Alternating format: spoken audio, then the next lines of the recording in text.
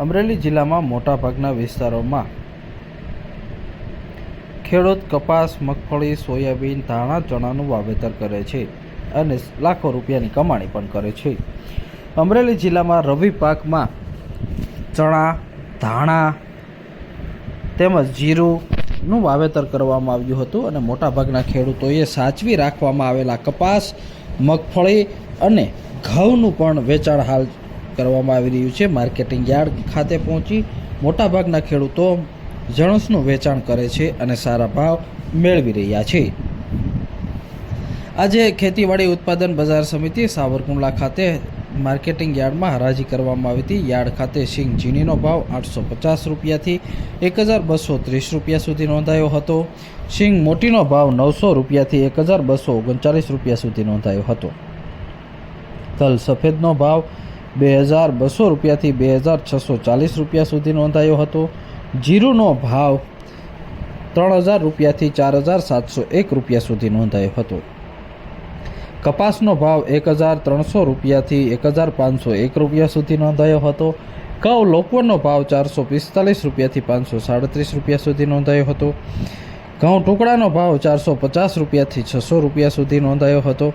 બાજરાનો ભાવ 400 રૂપિયાથી 499 રૂપિયા સુધી નોંધાયો હતો.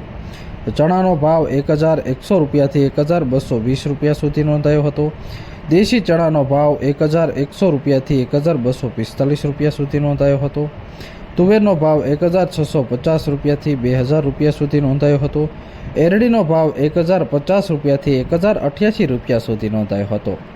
સાથે જ ધાણાનો ભાવ 1181 રૂપિયાથી 1381 રૂપિયા સુધી નોંધાયો હતો. માર્કેટિંગ યાર્ડ ખાતે આજે સૌથી વધુ ઘઉંની આવક નોંધાઈ હતી. આજે ઘઉં લોકવન અને ઘઉં ટુકડાની 1850 મણની આવક નોંધાઈ હતી. તો સાથે જ દેશી ચણા અને ચણા નંબર 3ની 1250 મણની આવક નોંધાઈ હતી. સિંગ ઝીણી અને સિંગ મોટીની 340 મણની આવક નોંધાઈ હતી. તલ સફેદ અને તલ કાળાની 28 મણની આવક નોંધાઈ હતી. જીરુની 80 મણની આવક નોંધાઈ હતી.